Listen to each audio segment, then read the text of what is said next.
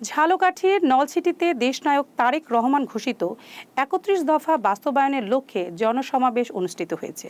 বৃহস্পতিবার বিকেলে অনুরাগ মাদ্রাসা ময়দানে পৌরসভার ৮ নম্বর ওয়ার্ড বিএনপি ও অঙ্গ সংগঠনের আয়োজনে এ জনসমাবেশ অনুষ্ঠিত হয়। সমাবেশে প্রধান অতিথির বক্তব্য রাখেন আহ্বায়ক অ্যাডভোকেট সৈয়দ হোসেন।